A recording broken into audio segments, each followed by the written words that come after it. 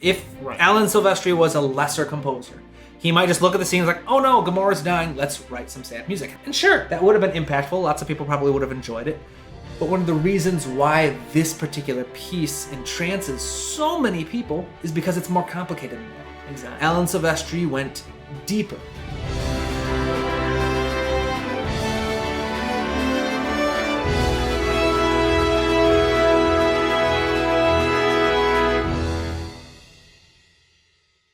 Welcome to another episode of Sittin' at the Table, the only podcast where a trained musician turned licensed therapist and a trained therapist turned professional musician discuss our favorite film scores. All right, so today we've got a fun one. Today we are discussing Avengers: Infinity War, because we've been on a little bit of a Marvel kick lately. Old school Marvel, really enjoy it. Awesome. So yeah, we've each picked 3 scenes that we think young composers can learn from. And we're just going to take turns discussing them. So my first scene is actually the first scene with the Guardians of the Galaxy, where they go out answering a distress call. There are jokes about wanting to be paid for it, and then they run into the ruins of the Asgardian ship, and they find Thor.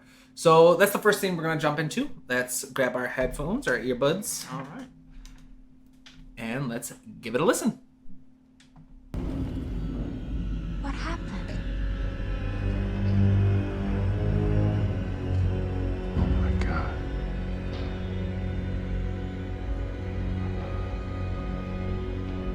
Looks like we're not getting paid. Wipers! Wipers! Get it off!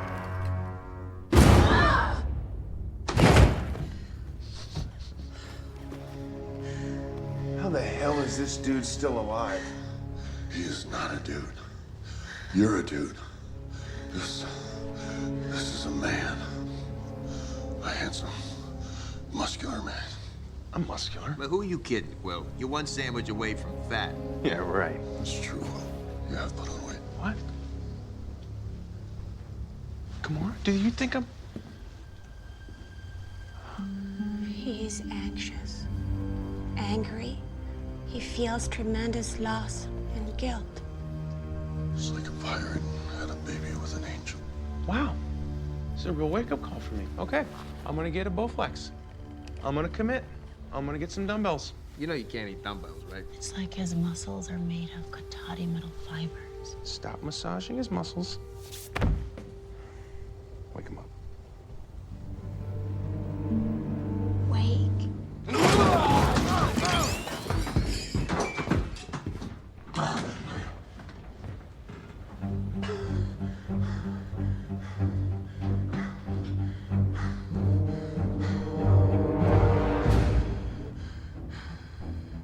Who the hell are you guys?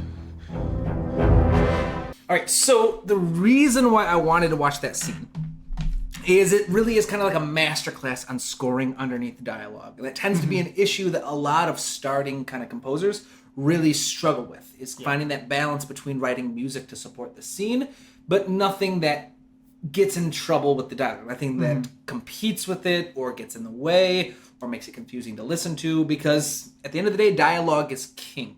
All right, there are 3 kind of sonic elements within a film. There are the sound effects, there are the dialogue, and there's the music. And even though as composers and music nerds, we all like to believe that the music is super important, it's actually the least important of those 3. All right, because the dialogue is what gets the story moving. The sound effects often alert you to what's happening off screen, like the sound of a doorknob turning or opening off screen. It helps you know what's going on. It helps build out the world around you. And the music helps enhance everything. So they're all super important, but the music is the trickiest because it can't get in the way of either of the first 2. And learning how to score under dialogue is really kind of tricky. But this scene does it perfectly. And it does it perfectly by following a principle called the principle of immediacy. Now, there are basically kind of 3 functions. Well, I've talked about the functions are something different, but there are 3 kind of responsibilities of film music. There's immediacy. There is I'm blanking now. This always happens. Like, I know what they are, and then we start talking, and the camera goes on. I forget. But it's immediacy. It's referentiality, meaning that, and then there is one that starts with an S. I'm blanking on it. But the only one we're going to worry about right now is immediacy. All right, immediacy is the idea that the film score or the soundtrack has a responsibility to support what is immediately happening on screen. And we've talked about this actually before in one of the podcast episodes. The idea that the emotions, enhancing the emotions, is the number one priority for film music. So one of the, I'm blanking on what the third term was, but it started with an S and it basically meant subordination. Subordination, meaning that the music is subordinate to the story, and that you can use things like thematic structures, you can use things like motifs to help tell the story. But more important than that is the immediacy of hitting the emotions. And so what Alan Silvestri does so masterfully in this scene is, if you rewatch it, there's only really kind of chords. There's only textures. There's not a lot of melody. There's not a lot of themes going on.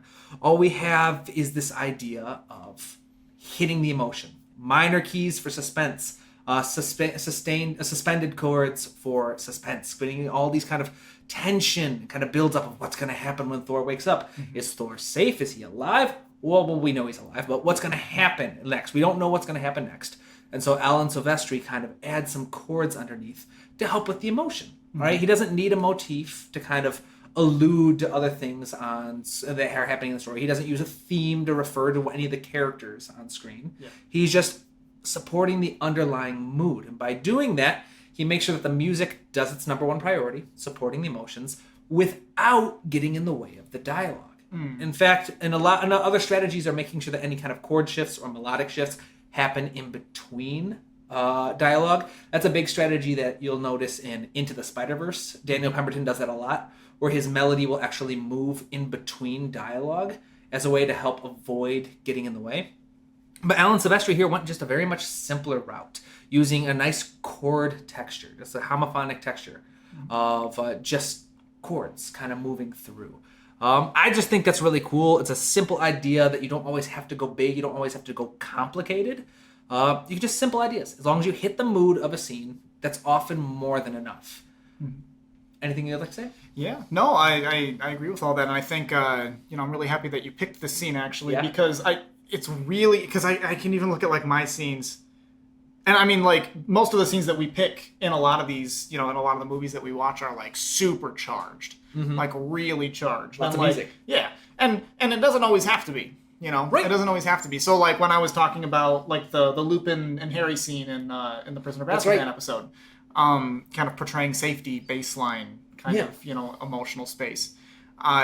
That's equally as important, What this movie does a lot, particularly with dialogue, is you can kind of hear, like there are some scenes like this where there's some movement underneath the dialogue, but it isn't very common actually. This is one of the only scenes that I really remember where that was the case. It's more common than you think. It's all over the movie. The thing is, it's so subtle it doesn't stick out. Everyone remembers the big bombastic Thor arrives in Wakanda, or the portal scene, or just anytime where the music gets massive. But a lot of the music in the movie, and a lot of music in all movies, is just this kind of background music, this kind of textures. Yeah, makes sense. And there's actually three common, because this is called a non-technical cue, a cue that doesn't serve a technical purpose. It doesn't have a theme, it doesn't have a motif, it doesn't have anything like that. And there are three very common scenarios for using non-technical cues. All right, so if you have a scene with lots of dialogue, for example, in this one, lots of important dialogue, a non-technical cue can work perfectly. Just add some chords underneath, some strings, maybe some synths, woodwinds, whatever you want to work. Something soft and unobtrusive. Keep it in the background and just focus on using chords, simple chords, that help create the general mood you want it to have. All right. Another type of scene that uses non-technical cues would be just a generic emotional beat. All right. You've got an emotional scene, but it's not tied to any important moment in a character arc. The character's not really changing or developing in this scene, but there's still some emotions.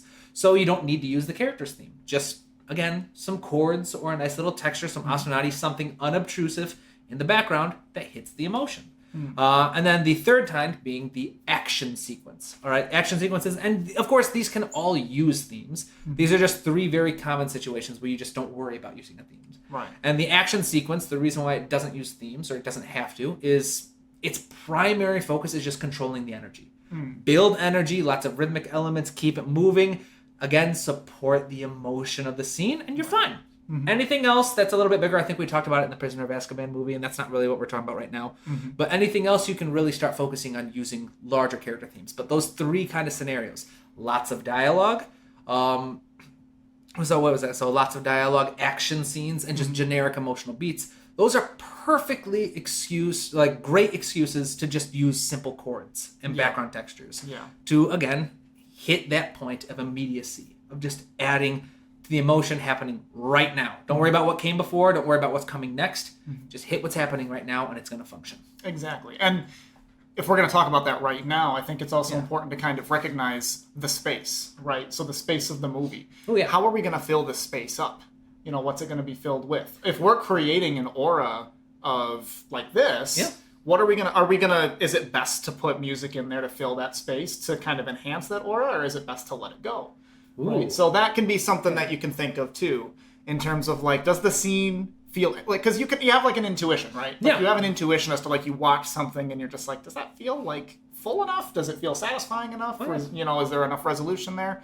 If it feels like it needs a little something, I would go with that. I would follow that. And I would use maybe that kind of idea of 3D space. So you can imagine kind of like the music in the ship as they're kind of talking. Oh, yeah. It's like, it doesn't need to be front and center or anything, but it's nice to have it there to support what's happening. Exactly. Using the music as a tool for world building. Yes. And like sound palettes. I love that. That's because that is a very important thing. That's part of a composer's style.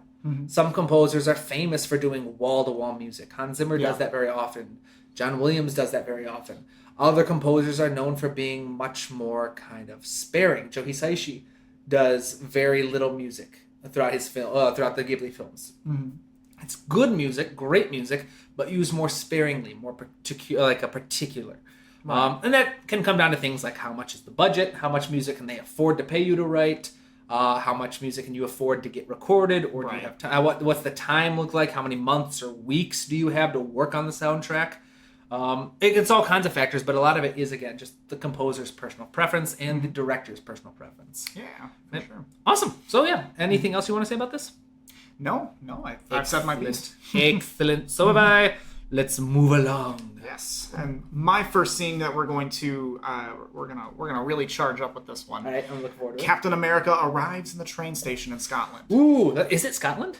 It's Scotland, yeah. Oh, I didn't know that was Scotland. Yep, Edinburgh is in Scotland. Oh, nice. I didn't know it was in Edinburgh. Yeah, I thought it was just. Maybe it wasn't in Edinburgh, but they were talking about a train to Edinburgh, maybe. But they were in Scotland. Let's find it. Come on. You gotta get up. You gotta get up. Come on. We have to go. Please stay. You asked me to stay. I'm staying.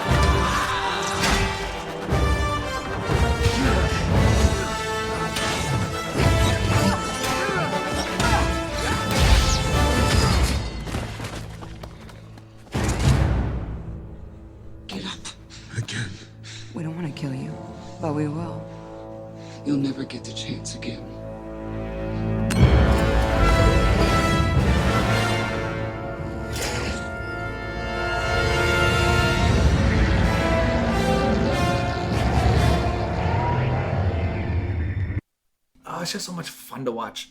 All right, I love that theme too. Alan Silvestri's Avengers theme. Ugh, Oh yeah, it's fun. amazing. It's definitely fun. Yeah, what did you want to say about this? Yeah, so the big theme that I wanted to kind of focus on here, it's interesting because it's fear, right? But it's good guy imposed fear as opposed to bad guy imposed fear. So it's really because if you listen to the way that, at first it's kind of like really dark and kind of gloomy before it transitions to, Yeah. the alien for some reason sees a mysterious man appear behind a train. So their first instinct is to attack this person. They just appeared behind a train. They're obviously like God tier. So, so they, have they never watched movies? So, Captain America, he catches the, he catches the spear, and then it slowly shows him. It's almost like what the music kind of feels like to me. It's almost like an emotional like bracing of like, oh, something's about to happen, and like you just messed up. What's the Avengers thing? Yeah, exactly. Yeah, it's the beginning of the actual theme of the movie, and the Avengers. But it was that charge. It was that kind of charge of the do do do do do do do do do do do do do do, and then you're creating more and more tension, and then there's a really nice payoff because they just they get taken care of quite nicely. So. I really like that idea because I'd never really thought of that. You always think like, oh yeah, it's the heroic thing. The heroes arrive, everyone is safe, the bad guys are fine. I never thought of it as like a form of fear. Yeah, like I feel like that the villains are now scared because that is something interesting. Because I love the Marvel movies. I will not pretend to be a comic book reader. Yep. I can't take that mantle. I just can't pretend what I'm not. So I have no idea who these people are. All right, I just know that they're the children of Thanos. I know Ebony Maw, and he's the only one I know. Because he's the coolest. Yeah, he's the coolest. I don't know what their names are. I feel bad about that. But she definitely looks scared when he catches the spear. Right. If not scared, she at least looks surprised and taken off guard. I imagine, as one of Thanos' kind of lieutenants, she'd be amazed that someone had so effortlessly stopped her attack. Right. And then we as the audience, again, playing to the emotions of your audience that you want your audience to feel. This is the first time we see Captain America in the movie. All right, he's one of the OG Avengers. Right. All right, I still remember when the first Avengers movie came out. Yeah. It was, and so you hear that initial theme that Alan Silvestri's kind of build up. And there's this massive payoff. The beautiful thing about like motifs and themes, the reason why they're used so frequently in film music is because every time a theme is used or a motif is repeated, it absorbs the emotional content of that use. Right. And so every time it returns, it's not completely new. It's not a brand new emotional experience. It's coloring that experience with every other experience we've had. So we've heard this theme in the first Avengers movie when Bruce Banner goes, that's my secret, I'm always angry. He turns into the Hulk, destroys the giant Leviathan, and then they have that really cool, iconic circle kind of panning with the camera. And you see all the Avengers in their pose. We hear it again in Age of Ultron, which Danny Elfman scored. Danny Elfman did not use it in the kind of traditional expectation. So the scene where they're beating up Ultron and all of his kind of copies, it actually doesn't play in that scene. We have hints of it, but that's kind of weird. I always thought that was an interesting take on the use. But it does appear throughout the film. And so we have all these kind of repetitions of the theme being used in different heroic moments. And this is one of the big kind of moments where we hear it in this film early on, especially when we see these new characters that we've come to love. Right. Captain, the Black Widow. I mean, obviously Vision and Scarlet Witch are there.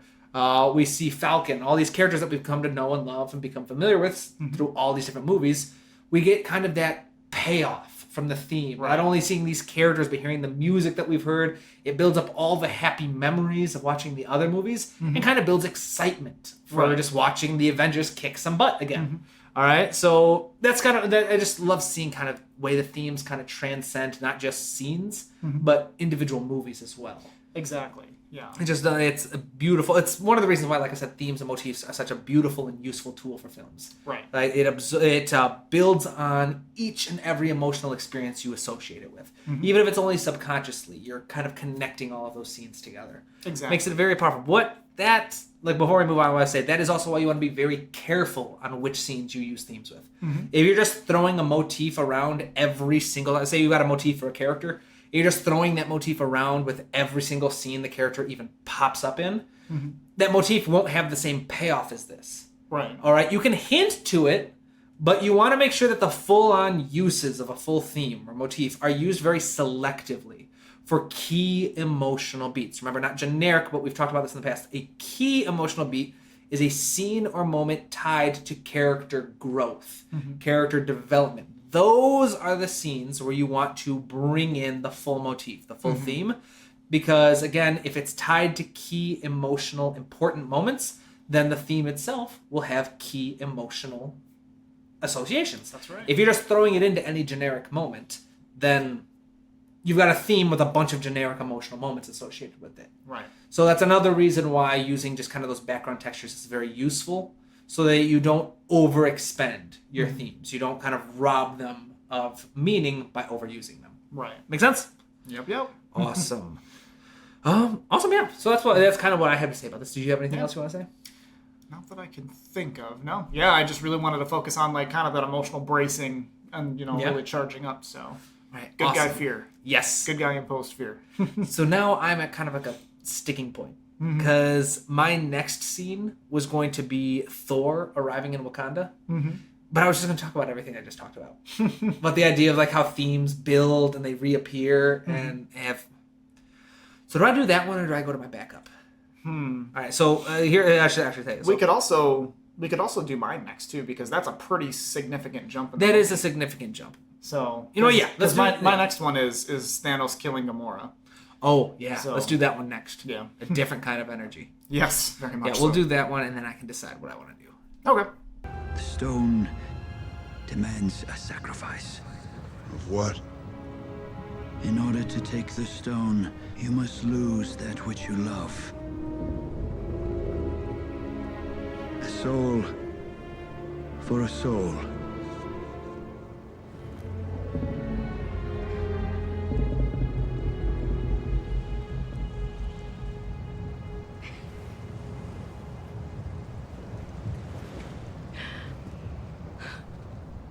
All my life, I dreamed of a day, a moment, when you got what you deserved. And I was always so disappointed. But now,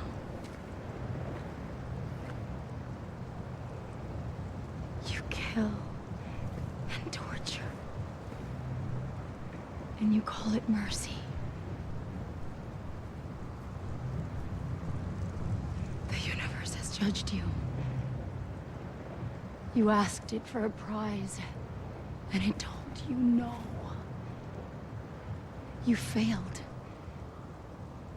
And do you want to know why? Because you love nothing. No one.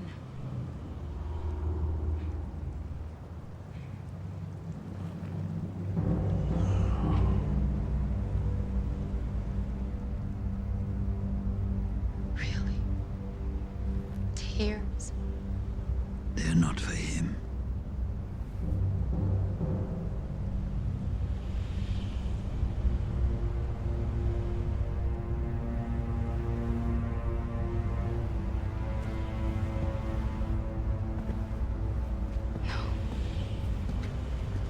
This isn't love.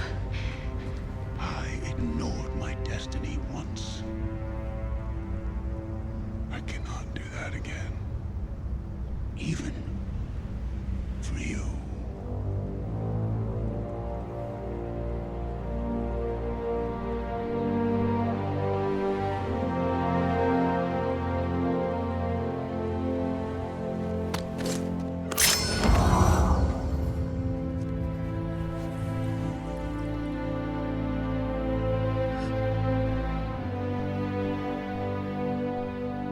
I'm sorry, little one.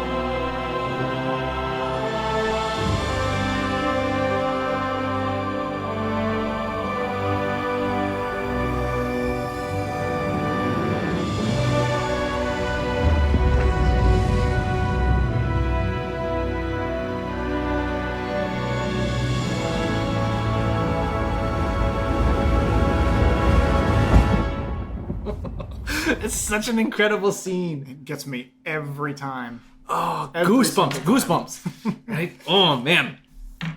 Music is incredible. Yeah. I am a sucker for some good harmonic dissonance as well. Right? Like, it feels very nice. Oh, man. Wow, I might need to recover from that one for a minute. We talked a little bit about this one last night when we watched it. Mm-hmm. There are a lot of things happening. So we're focused on. I could go into so much about like what's going on in Thanos' head throughout this entire movie, especially this part. Like what? He's such a well-written character. He really is. Like what drives someone? Because like let's just say he's a person, right? You know, he's an alien and like it gets finicky. But aliens are people too. Aliens are. I don't know. But let's if we're looking at him from like a human emotional kind of standpoint, like, for all intents and purposes, he is.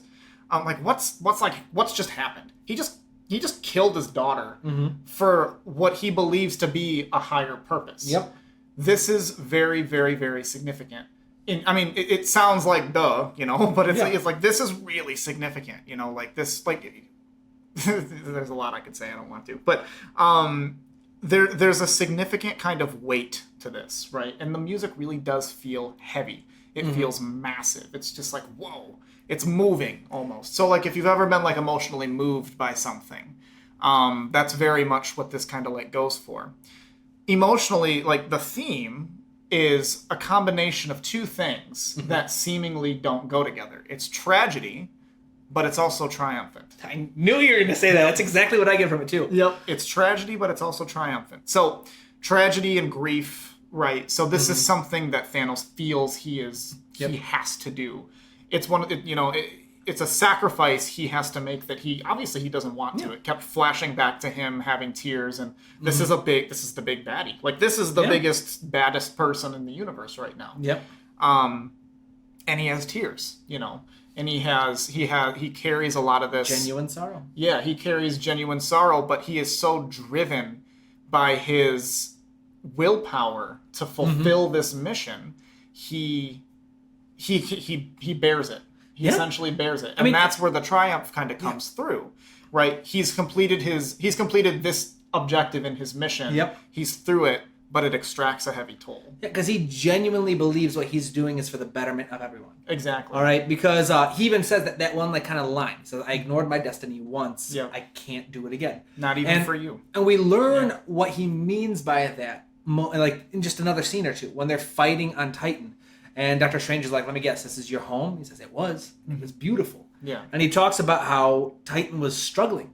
There were too many mouths, not enough food to go around. There weren't enough resources. The world was going to die off. And he was the only one with a solution. Yeah. He says, kill half the people. He says, random, dispassionate, fair like to everyone. All right? Just half the people. Gotta go. And they all treated him like a madman. They said, no, we're not going to do that. And what ended up happening is the planet ended up dying off. And so for Thanos, his belief was he realizes, I had the answer. In his mind, he believes he had the answer. That if he had killed half the people, it would have saved his planet. Right. That's what he believes. And yet, he didn't act on it. And so he watched as his home died. That's a significant trauma. Right. He believes because he did not have the will to act, his planet died. There's nothing left. And so that's his motivating factor. Moving forward, he talks about the hardest choices require the strongest wills. That's like his big thing. He has the will to do this. He doesn't enjoy what he does, but he's going to do it because that's what needs to be done. He won't let the same mistake happen twice. Exactly. And so there is that sense of not just kind of the tragedy, but kind of the grandeur of that higher calling, of being, of having the tremendous strength, the will, and the moral character in his mind to do what needs to be done. And there is, like, especially that moment when Gamora gets thrown off the cliff. All right, you'd expect this giant kind of painful sound. Usually, the quintessential kind of tragic sound being a ninth over a minor triad. All right, you play the minor triad, you have the ninth playing on top, and then it resolves. It creates a dramatic, kind of painful sound. And that's what you kind of expect as we watch one of the protagonists, one of the main characters, one of the heroes that we have come to love, over 2 separate movies, get thrown off the cliff to die. And we don't. We get this beautiful, this open chord with like 0 dissonance, just ringing out something you would expect with a heroic theme. Certainly not a theme like this. And so this kind of goes to, we've talked about this again in like earlier episodes, but the need to dive deeper. If Alan Silvestri was a lesser composer, he might just look at the scene and like, oh no, Gamora's dying, let's write some sad music. And it could be beautifully sad music. It could work. Like you talked about earlier, the massive scope, all right? And that's a huge part of tragedy. Tragedy is a big, overwhelming emotion. And it's complex. All right, it's complex. The more overwhelming the emotion, generally speaking, the larger size you want. A very simple trick to make an orchestral arrangement sound bigger is to add choir. All right, because choir is something additional to the orchestra. Full orchestra is nice, but when you say orchestra is not big enough, let's add something new. Right. Usually choir. It results in a much bigger sound. The same can go for synths. People will add synths to orchestra. Some people do like rock bands, so add a guitar and a drum kit to it. Hiroyuki Sawano from Attack on Titan, which is the poster behind us, what terrible glare on it is, does all 3. He does traditional orchestra, he does choir, synths, and electric guitar and drum kit. Right. And it's just the idea that anytime you add something new to an orchestra, it builds the size.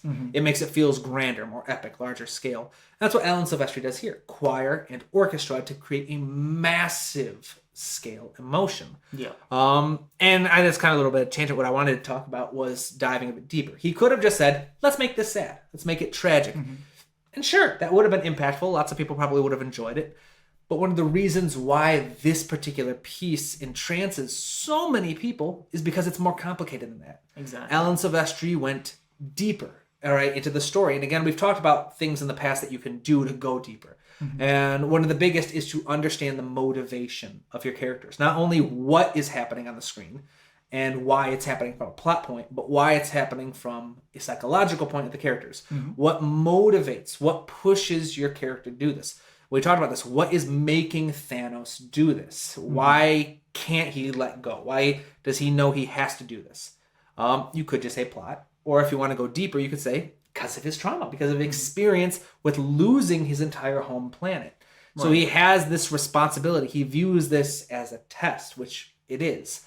There's a test of, are you worthy? Are you really him? Are you the guy who's going to do this? And Thanos finds out, yes, he is. He is the guy who's going to do this. He's the one who's going to unite all the stones, and he'll do what it takes. So like you mentioned, it's that moment of triumph.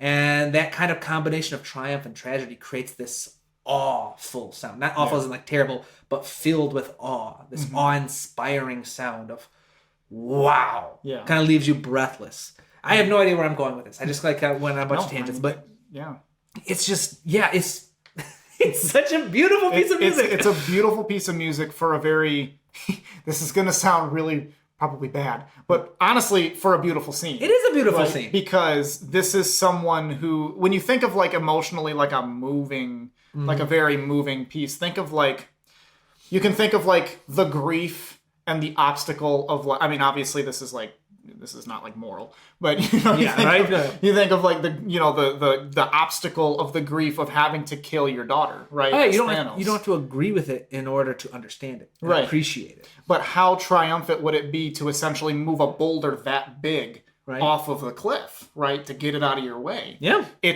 you're gonna be drained from it. It's gonna hurt you so much, in the process. But when you do it, this is a thing that is now no longer in the way. And that's really what's shown here. And this is why it's really important, like what Stephen was saying, it's really important to go into the backstory of your characters from the scene. What are their motivations? What are they noticing? Things mix. Like we'll talk about in all of them, and we've talked about in, up to this point. Emotions are complicated. And they mix. And instead of trying to simplify it, sometimes it's okay to let it be complicated. Yeah. So sometimes having some of that, like, and I don't know, for me, like, is it an add 7 chord that I was hearing, like, towards the end? Oh, I have no idea. It wouldn't be add 7 because a 7 would just be a 7th chord, not add 7. Oh. Okay. I'm not good at maybe it was an add 9 then. I used to be able to know them. I don't know them anymore. Back in my guitar days. I'm very good at music theory. I'm very good, in my opinion, at writing music. I am terrible at performing music. I am terrible at recognizing intervals. I mean, what was it? We did Spirited Away, the episode where I started singing the theme from Elf instead of the theme we had just listened. I'm terrible at I'm not the person to ask for that. Yeah. But let that be a lesson. You don't have to learn that stuff to enjoy writing music. Yeah. Right? You can just enjoy it. And that's all that matters. Right. That's what I do. Yep. But yeah, it's probably my favorite. Well, behind Thor and Wakanda, just because that's so cool. Oh yeah, but it's just a fun. In terms of like the weight behind it, yeah, probably my favorite scene. Probably my favorite piece of music that he wrote. And this is why, like in my class on emotions and portraying emotions with music, in the original Emotions of Music tool that we worked on together, there's such an emphasis on not just the emotion, but the context surrounding the emotion. Right. So what built up to this? What's the payoff? What was, was it self-inflicted or was it avoidable kind of thing? There's all kinds of things that you can kind of take in to learn more about the emotion and give you more nuance. Because really that's what it takes to portray emotions, is to learn how to study your emotions like you would a character. Exactly. Like that was what kind of inspired me to make the emotions tool in the first place. I remember talking with you. It was so frustrating studying music. That like my professors are like, oh yes, for the characters, you have to study the characters. Here's how you study the character. This is how you find out what the music needs. Make sure you take the time to study the world before you pick what instruments you're going to use. It's like, here's a sad template. Here's a happy template. I remember the moment where I got disenfranchised with all of it. Because I had tremendous respect for the professor who like made all the templates we were working with. Awesome guy. Loved the books he writes and everything. But I remember the most disenfranchising moment was when we spent an entire week like studying and practicing this template for sad music, which worked for all intents and purposes. It sounded like sad music. The problem was he then gave us a scene to score, and it wasn't sadness. It was a panic attack.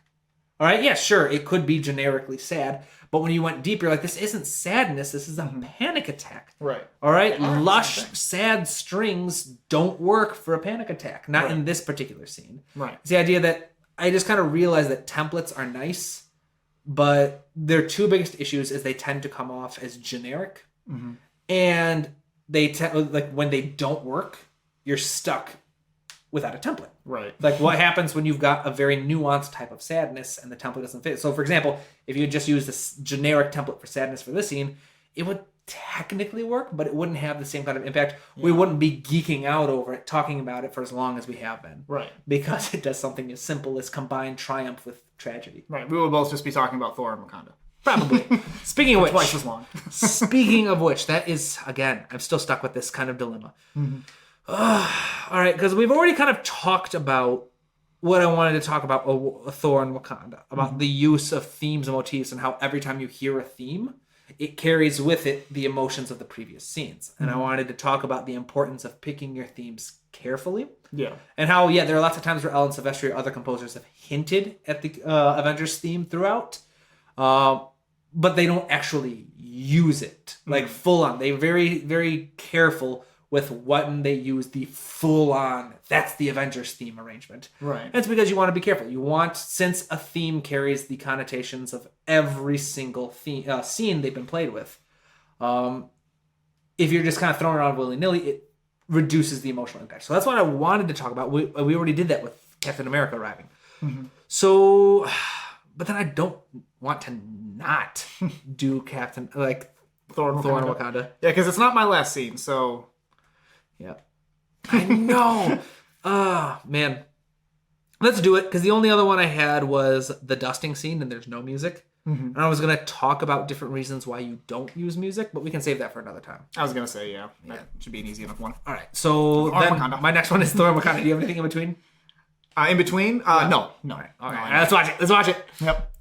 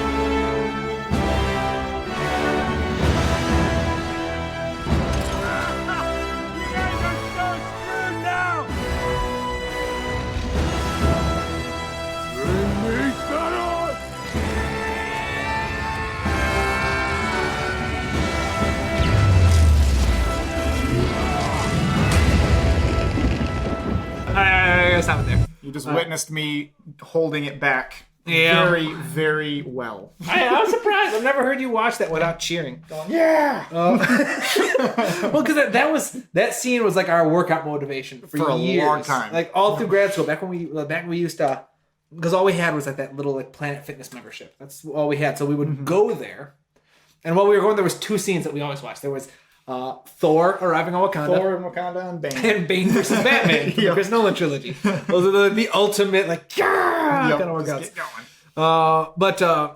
No, so like I said, I had things I wanted to talk about this. So now I'll find something else to talk about. And I think what I'm going to talk about is the quintessential kind of makeup of a hero's theme. Because the Avengers theme, I've talked about why it has such an impact.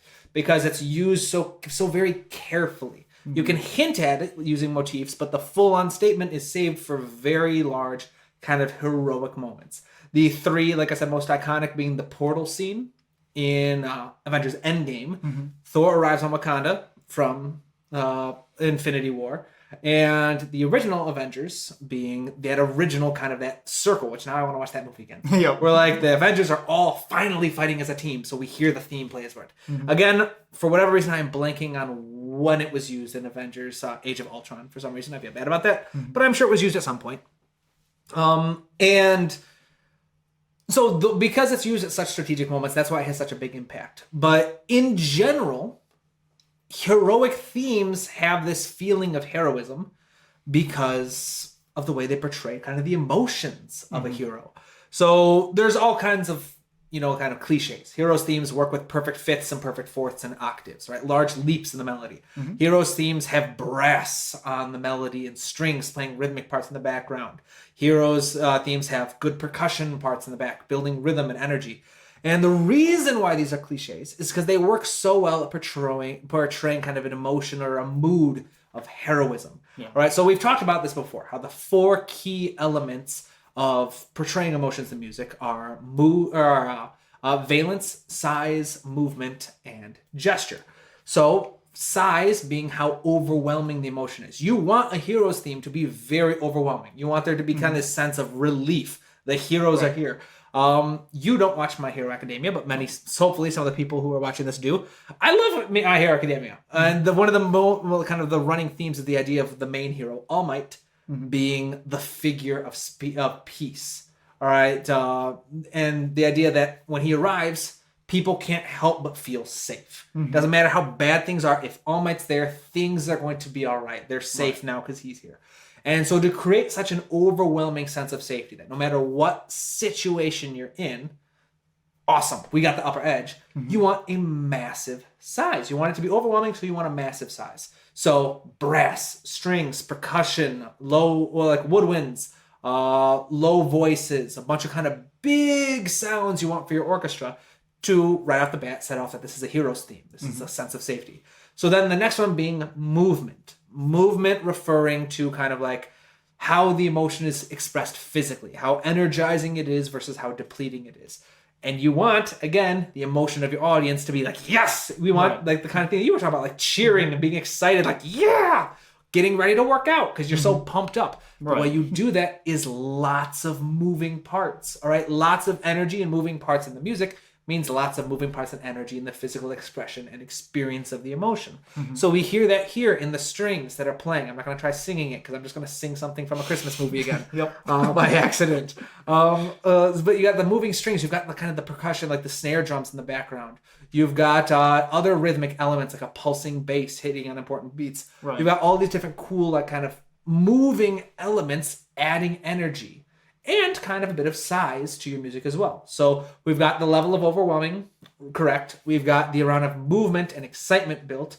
The last one is valence, all right, or the overall degree of brightness or darkness. And most heroic themes want to create a bright feeling, so they use major harmony. They emphasize perfect intervals, like perfect fifths, perfect fourths, and octaves, large leaps to, again, build size, energy, and just kind of brightness. And when you have these elements, you've got that like nice large size, nice bright sound, lots of movement. You can't help but feel very kind of heroic, very bright and high energy. The last one being gesture. Could be any number of, like, a gesture is just a musical metaphor. Things that you come up with as a composer that you think help make your music personal to the story. So common use for the Avengers is using the horns. All right? The horn is historically a call to action, so it has been traditionally associated in concert music as like a call, like the original French horn, which is a hunting horn. And they had different tunes of hunting horns without valves. And so there's always this association of the hunt or kind of heroism involved with horns. So having a bunch of horns play this in unison kind of rides off that association and creates kind of a heroic feeling. So this is a prime example of a hero's theme that hits all four things. I'm sure there's other kind of gestures. For example, in like Batman by Chris Nolan and Hans Zimmer. Hans Zimmer's theme, like the string motif he has, like the ostinato, is actually called the Bat ostinato in many places. Because Hans Zimmer came up with it because just going up and down by second, he thought the notes looked like a bat. All right? It was like the little Batman signal, like the wing and down and up again. The notes do the same thing. So Hans Zimmer's like, the notes look like a bat. That's my musical gesture kind of thing. And it fits. It makes it kind of personalized. Right. But yeah, that's something that Alan Silvestri goes very well with, the kind of the traditional heroes theme. And again, those four things: valence, size, and movement. Those three things together create mood. And then gesture. And then mood plus gesture equals emotion. If you get all four of those things, you're going to be able to create whatever emotion you want to work with. And that's just why so many heroic themes seem to sound similar or have similar buildups, is because they follow those same four tenets. Yes. If you want to go deeper into that, shameless plug, check out my ebook and or my class. Right now, by the time this episode comes out, the class is probably closed. I only open it every once in a while. I work with one cohort, close it, and then don't take anyone until the current cohort's done. So check out the ebook if you haven't had a chance, if you don't want to wait for the class. But if you're interested in like learning a lot more about emotions and music, check it out. Yeah. Once again, my class is the sponsor of this podcast. Yes. You're welcome. Anywho, so yeah, hopefully that was helpful. That one was unprepared. That was just kind of going off the seat of my pants. Yeah. But that was my scene number 2. What's your scene number 3? My scene number 3 is going to be... That was your number 2? Yeah, because we did 2 of yours in a row. Oh, that's right. Yeah. We did. Well, then, if that is the case... Well, do you want to do another one of yours? Because my scene is literally the last scene. Oh, true. There we go. That way So we yeah, can just... we'll keep in chronological order then. My last scene then is Vision's death. All right. Wonderful, wonderful scene. Emotionally impactful. And I actually think we've talked about a lot of the stuff that I wanted to bring up anyways, but it's still a good one. It's the same theme Yep. as Gamora's death, isn't it? It's not the same theme, but similar ideas. Oh, okay. All right. Wanda, it's time. No. They can't stop him, Wanda, but we can. Look at me. You have the power to destroy the storm. Don't. You must do it, Wanda, please. We are out of time. I can't. Yes, you can. You can. If he gets the stone, half the universe dies. It's not fair. It shouldn't be you, but it is. It's all right. You could never hurt me.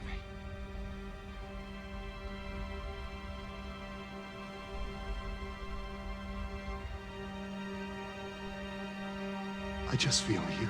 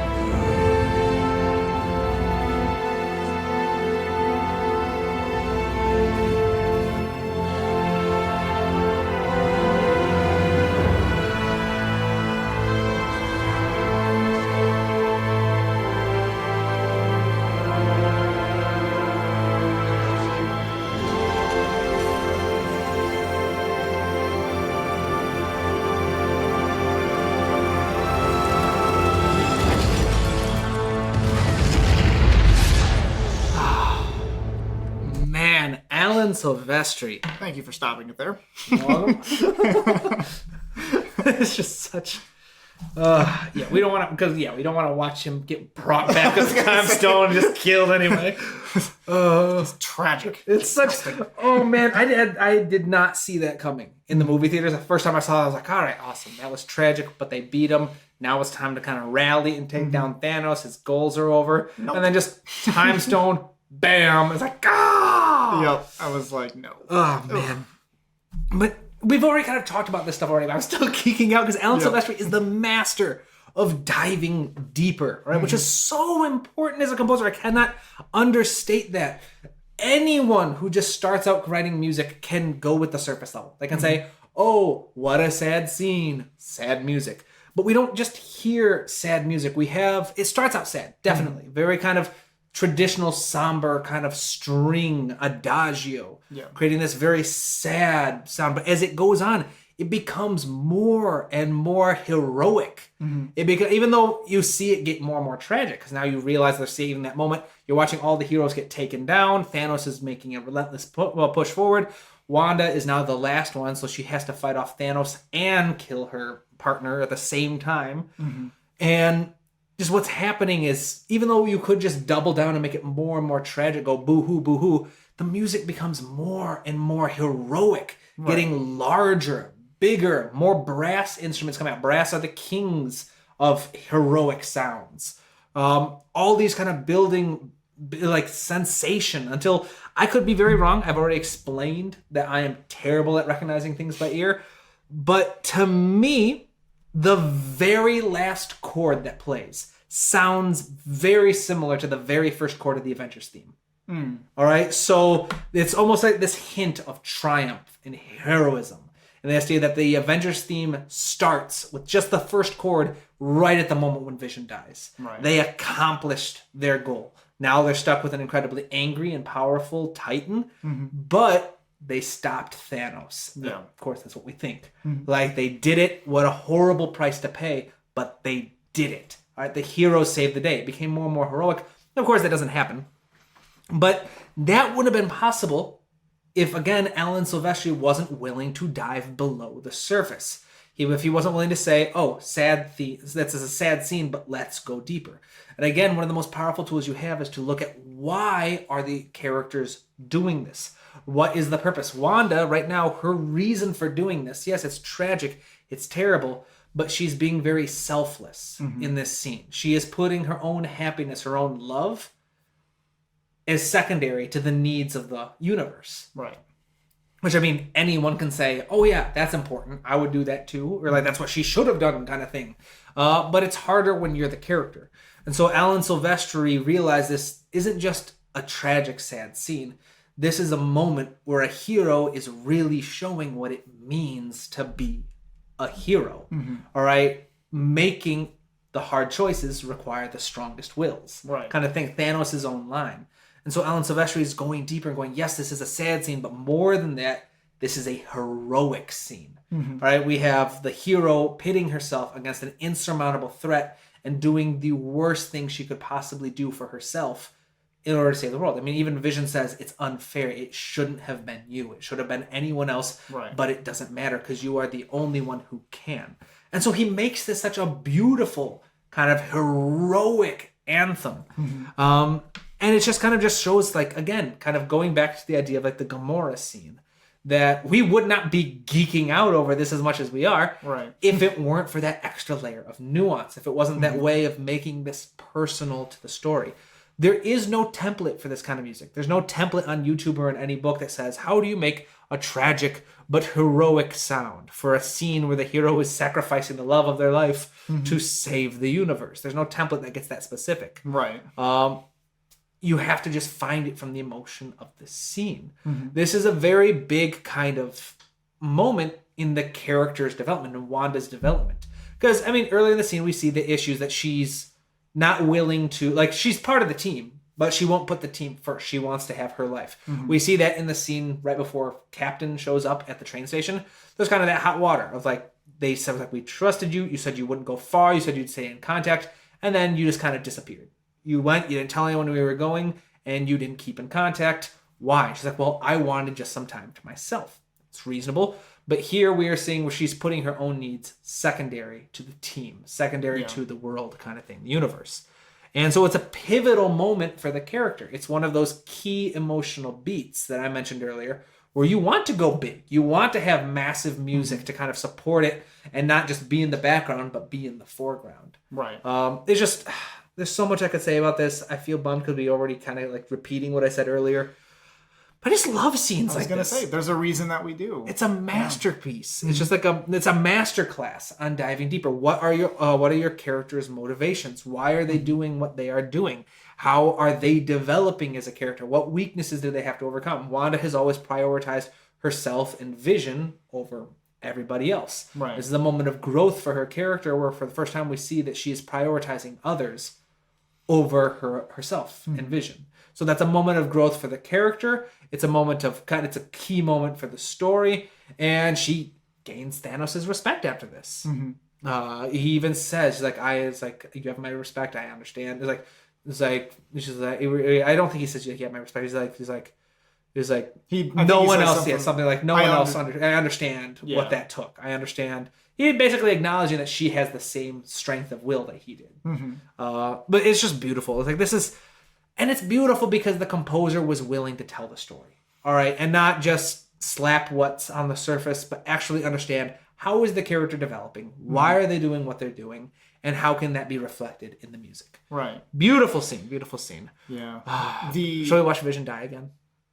Like just watch no, I don't Time watch Stone that. and this yoink.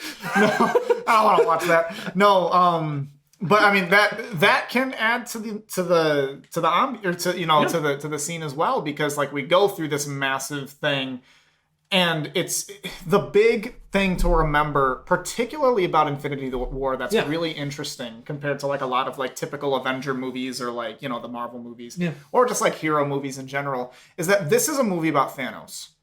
Like Thanos first and foremost. Like I mean. At the end, we find that it's a movie about Thanos. But, up until we see Thanos finally, like, win... He's the protagonist, and we don't realize he's essentially the protagonist, yeah. So the music is actually written more for him, it feels. I mean, like, well, maybe I shouldn't say that. But it's there's a significant amount of weight placed on his character. As he's not just a one-dimensional, like, big bad. Oh, yeah. Noticing that throughout the movie is interesting, and going back and watching it after the fact as well. This is the first time, I think, maybe the second time I've watched this movie since I became a therapist. So I haven't seen it. I've seen it a bunch of times. Yeah. It's very memorable, obviously. Yes. It's one of my favorite movies. It's an older movie. We were in grad school when this came out. I was going to say, we're rocking 6 or 7 years since something. Well, we were in... I think it was 2017. I started grad school 2017, ended 2019, so it was somewhere in between. Yeah, so I started the year after. So it would have been, because I was still, I remember watching this in my college. I think it was 2017, because I don't think you weren't living with us. I was an undergrad still, yeah. But either way... The line from Vision, "It shouldn't be you, but it is," hits very different as a trauma therapist, because that's a thing that just in general, and I say this to show like the weight that this carries. That's a thing that there are people, and there are people that you'll experience like in it's a very within emotional the movie. line. Yeah, where like this is a trauma that someone they went through. I never say someone should have to go through trauma, obviously, but this is something that she has to go through, and she has to in order to make this situation better. It just it hit differently when I watched it last time. It's a common tropes in movies because it's a common experience in life where it shouldn't you shouldn't have to experience this, but you are. Yeah, and it's not a matter of trying to go back in time and say, oh, I wish I'd never had this happen to me, or I wish this had never happened in general. It's like, you can't do that. All that you can do is choose how you're going to move forward. I mean, that's one of my favorite lines from Lord of the Rings as well, where Frodo says he wishes the ring had never come to him. And Gandalf goes, so do all people who live to see such times. But that's not for them to choose. Right. What they have to choose is what they do with the time they are given. And it's just such a beautiful kind of... I mean, that's always kind of had an impact on my own life. It's like there's like when I first started having like my midlife crisis and realizing that I wasn't cut out to be a therapist and I wanted to be a musician, but I hadn't done anything with music in like 6 years at that point. Because I cut music cold turkey right after high school. It's kind of a family tradition.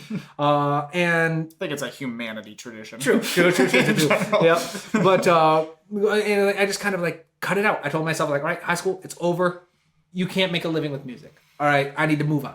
I need to do something else. So I tried so hard for so long to try and do anything else. So just ignore that. It didn't work. And so there was that kind of moment. Like, I don't know, like, again, like Lord of the Rings kind of inspired me. I was like, you know what? There were a lot of things that inspired me. It was a slow burn process. But this idea is like, I always kind of regret, like, man, I wish I hadn't spent 6 years of my life chasing a completely different career. And I was like, well, you know what? There's nothing I can do about that now. There is nothing I can do about these past 6 years. All I can do is focus on the time I have right now and what I do with the next years. Do I want another 6 years to go by and think, man, I wish I'd done something else those past 6 years? Or do I want to go another 6 years forward and go, I'm glad I did it. Or at the very least, I'm glad I could say I could do it. Or in the worst case scenario, go back to therapy. And we're like, well, I'm glad I know now. I'm glad I know now. I'm glad my career is the worst case scenario.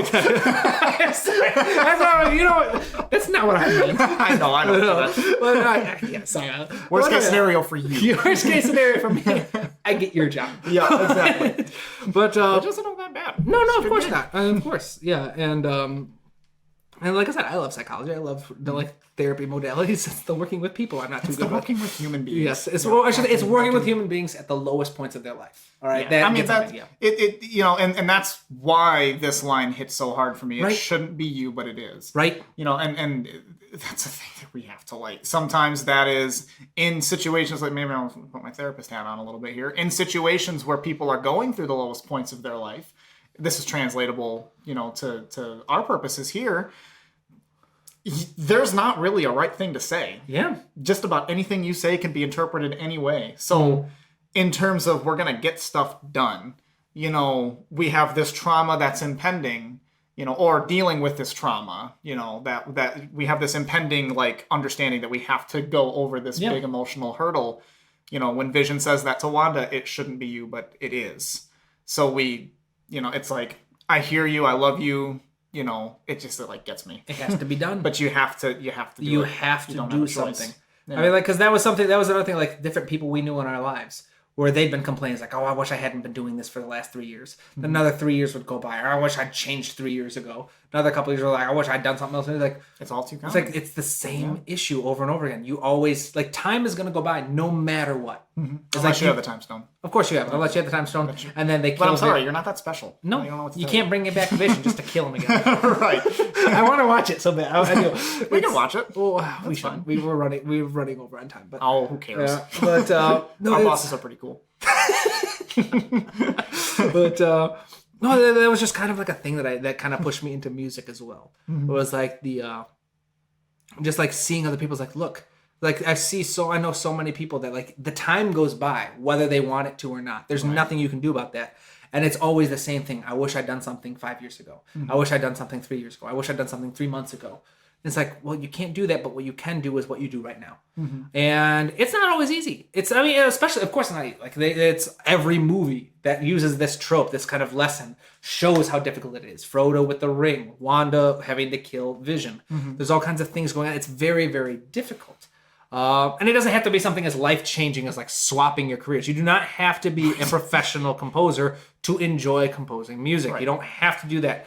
In fact, there's a middle ground. There is a middle ground. There's a running joke where I get emails from people who are saying, it's like, you inspired me. It's like, I decided to be a film composer because of you. And I'm like, don't blame me for that.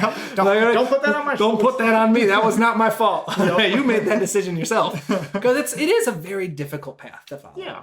And like many paths are. Lots of paths. Most paths, I'd say, in life are very difficult. The longer you're in any particular career, any path, you're going to hit spurts where things aren't easy. Right. You know?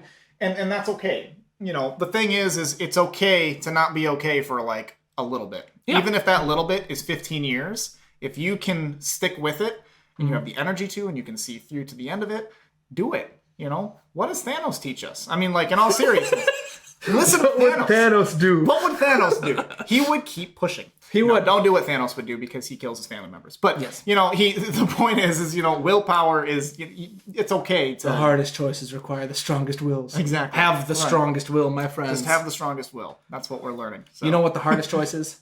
To support us on Patreon. that is a tough All right, choice. support us on Patreon. don't Buy think merch. I don't think it's a tough choice. It's not a tough choice. Do It's we an have easy choice. Do we have merch? I have merch. Well, you have merch. Yeah, I Yeah. have merch. We don't have merch for this yet. gonna say, we This is pretty early though. Yeah, Maybe in the future. I don't know, maybe. Should Maybe we? in the future. Maybe. Maybe. We'll see. We don't know. Maybe. We'll see. But no. But yeah, shameless plug. Support us. Make our decisions less difficult.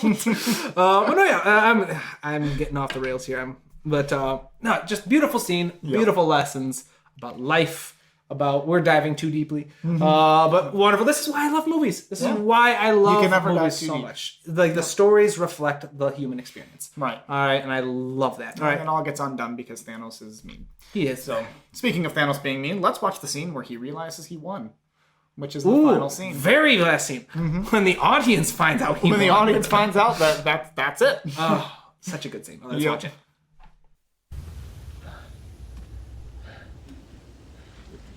What is this? What the hell is happening?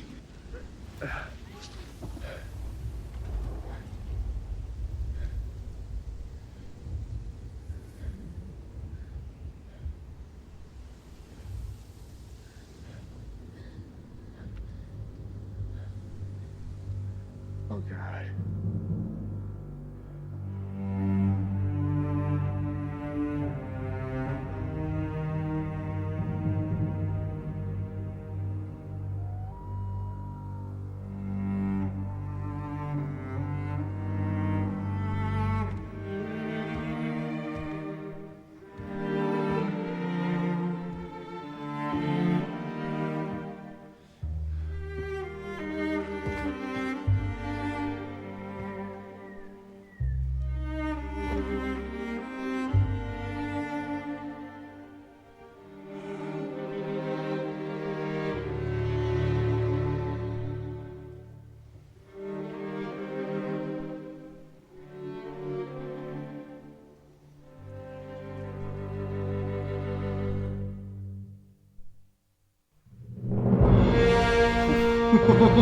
Very beautiful.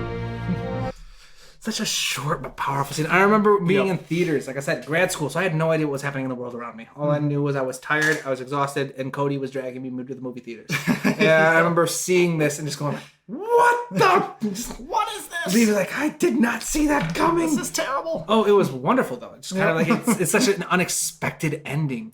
Well, and I want to talk about why it's wonderful, actually. Let me hear it. Right? Because, like, there's this idea of, like, it's terrible but wonderful. It's terrible because of, like, obviously the half of the universe is gone. Of course. Instant. But it's wonderful. Yes, it's mercy. Yeah. But seriously, though, like, it is wonderful because we see that side of it. So this is the part, and this is why it's so important to really pay attention to the story and kind of, like, how things are supposed to go. Because Thanos is scored as the protagonist. Yeah. And we see that, like, the audience sees that officially here. And the only reason we can accept it is because he's been built up this whole time. You know, obviously, like, the music isn't the only thing that built him up. Like, he's got, there's other elements to his character that build him. Movie spanning 10 years. Yeah, exactly. So, I mean, this has been a long time, built up. So, Hinted at since, 2013 when the original Avengers came out? I want to say. Yeah. No, not 2013, early, because we were not seen.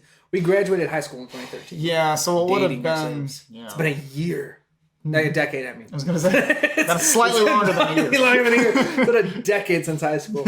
And, but yeah, I remember because we started a movie club It was in high school. 2011, I think, when the original Avengers came out. Because I think we were juniors. That makes sense, yeah. Junior year, because Yeah, it would it was have like been the beginning of junior beginning of junior year when it came out. So either 2011, 2012, one of those. Because we started a movie club where we made movies. We've been doing this a long time. We have to varying degrees of success. Right. And we had like a movie club, and then we had that legendary movie night in the school where everybody just kind of showed up. That Mr. was Brown, a lot of fun. one of the teachers, like gave up he was there to like supervise. He had his we had like a bunch of bean bags and a bunch of like snacks. That was fun. That was fun. Straight vibe. Yeah, it was a very big vibe. But anyways, I'm digressing. But no, yeah. But yeah. a long time building him up as a character. Right. They've spent a very, very long time with him. And, this scene, it has a weird satisfaction to it because the Avengers lost. We're supposed to be sad about that. And sure, you can be, but it doesn't change the fact that this feels satisfying because we've been able to follow both of these paths. So even though both of these paths aren't supposed to, like, they have different goals, essentially, like, they're going to end up at the same place, one is going to overturn the other. Yeah. So even though that's what we would call morally bad, like the bad guy won, it still is satisfying that the music matches that.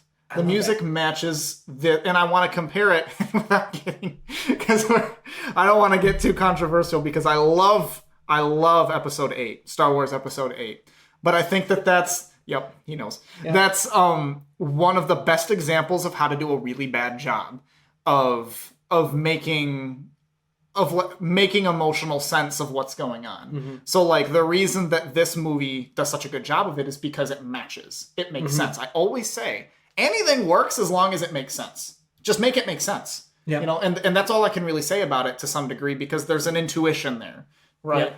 The reason that this is, that this kind of does a good job of that is because it makes sense. Thanos is tired. He just killed half the universe. He just he plowed his way through, massive amounts of, obstacles and the strongest fighters in the universe, and he's tired. He's done. This is kind of like a merciful father sort of, if you're going to use like a god-ish, type heuristic for Thanos. Like that's kind of the portrayal that he is. He's worked a lot. He finished his goal. It's extracted a heavy toll on him, but he can rest now. He's done. He can retire. He can retire. Yeah, he's at peace. So Thanos is at peace. The score or the music for this particular scene, scores that he's at, it shows that he's at peace. Yeah. So you got to make it make sense, like, and I'll kind of compare it with The Last Jedi, where like there's a lot of like dysphoric stuff. We talk about dysphoria. You can make dysphoria work, but it's when it's when it doesn't really make a whole lot of sense is when it kind of doesn't work, right? So like at the end of The Last Jedi, if you have spoilers, if you haven't seen it, you probably should stop listening, but I think we've probably established that. Yeah, you probably should have seen the movie. That's 4 years old now, or 6, however, at this point. But, what happens at the end, right, is that essentially they lose. Like, they completely lose. Luke successfully holds off Kylo Ren, and then they all lose, and they have to flee, and they get out. The First Order is very, very, very upset about the fact that, like, they didn't catch Luke. They didn't catch everybody there. They escaped. And they're upset that they won. Yeah, they're upset that they won in that particular battle. And like when Rey, and sure, like they can have like an emotional moment when they catch up with Poe and Finn and everybody when they all get back together on the Millennium Falcon. But it's like there's this sense of relief that shouldn't be there. Yeah. Because they're screwed. Like the entire resistance has been whittled down into nothing, basically. Like, and now they have what in the movie is considered like a really old rickety ship, compared to like the technology that they have. Yeah. And they have light speed tracking. They have like, they're screwed. Like they can't get, like they're done. Yeah. And they're happy. And it makes no sense. Right. But like the thing is if it were to be scored or if it were to kind of be more portrayed as if like, oh, the grief, crap, kind of thing, we lost. Yeah. It would have made a lot more sense. So it has to make sense. It really does have to make, and I'm not bashing The Last Jedi. I love The Last Jedi, actually. It's just that particular one, that little scene there. Yeah, but General Leia is dead. Mm-hmm. The whole resistance has been wiped out. We shouldn't feel like this was a good thing. And that's a matter of story writing, not just the music. Because the music can help a poorly written story, but it can't save it. Yeah. Exactly. We're not... That's just that's a comparison. It's a comparison. And this is such a great example of like I love what you said. I'd never really noticed that Thanos is the protagonist of this film. Right, really fast. Yeah. And what I want to kind of really also put out there just before you say what you're going to say is there's no such thing as a negative emotion. They don't exist. Okay, in psychology, though, sure, it's psychology. I want to say when I say negative emotion, I don't talk about the academic description of a negative emotion. Okay. I talk about emotions we don't like. Emotions. Fair enough. Like, I say it's like just positive versus negative emotion is kind of a big deal for my emotions too. It's a big deal in terms of like, I mean, yeah, but like what I'm saying is when you start to kind of look at these things. There's no such thing as a bad emotion that you shouldn't feel. Yeah, bad versus good. I shouldn't say positive and negative. Because there are positive versus negative emotions. Yeah, and it's an academically accepted thing. I don't know if I like the terminology personally, but I won't get into that. I prefer the terms bright versus dark. Right, yeah. So good and bad, like there's no such thing as a bad emotion. Like emotions exist for a reason. So when you look at that, this now becomes a play field of stuff that you can use and make it make sense. Because that's kind of why I feel like that Star Wars scene failed, because they were trying to avoid the fact that this like sucks. Yep. You know, I mean that's what it felt like. So, but anyway, well, I just want to say the producers, create your sandbox. The bigger your sandbox is, the more you can play with. Producers and other like administrators have a lot of control over films, and so that could be a big thing. But they're always kind of like, oh no, with like tested in audiences and ending on a bad note is bad. They can't do that. Yeah. It's like, no, can't do that. No, don't end it on a bad note. Right? No, again, it's you have to allow the story to breathe. You have to trust your audience to be mature enough to experience an emotion. Yes. To experience a story. That's again why I love movies like this. That's why I love every movie we've covered so far. Is the movies we've covered so far trust you to experience a story. They trust you to experience an emotion. Several emotions. I love movies. I love what I do. I love what we do. Me too. Do you have anything else you want to say? No. I just I feel like the theme of what I've been saying is just make it make sense. Right? Just make it make sense. You know what makes sense. Just make it make sense. Makes sense. Yep. And makes sense, yeah. That I think the big kind of takeaway from what I was saying is always dive deeper. Yes. All right, dive deeper, and then of course, be careful with your themes. All right, don't overuse your themes. Don't waste a character theme every single time the character is on screen. That's a great way to rob your themes of having an emotional impact. All right, always be careful, be selective. What moments, and I said like I said about diving deeper, look for moments where the character is actively growing. The character is making a decision or doing something that helps them develop. Those are prime opportunities to use the theme. And of course, if you want to be like Alan Silvestri, dive deeper and understand the motivations of your characters. Not just why do they have to do this for the story to progress, but why did the character actually make this decision? What was their motivation? What convinced them that out of all the options they had, this was the best one to go with? If you can understand those two things, you're going so much further in making sure your music has an emotional impact. And again, if you want to learn about portraying emotions and making sure your music sounds the emotion you want it to, check out my online class or my ebook. Anything you want to plug? Want to plug? No. Yeah. No? That makes sense. You might have some HIPAA issues if you do. There would be some you get in trouble if you tried plugging. Yeah. There's not really a whole lot that I can really plug that would be helpful for this audience. So I just appreciate you guys always listening to me and having me along. And once again, if you made it this long, you are a real one. Comment real one in the comments. We'll have a project. We'll give you a thumbs up. I want to do merch now. All right, we'll do something. We'll come up with something. Yeah, we'll talk about it. We'll talk about it. There'll be some fun things in the future. All right, until next time, my friends, keep studying, keep working hard, and keep writing new music. We will see you in the next episode. Bye-bye.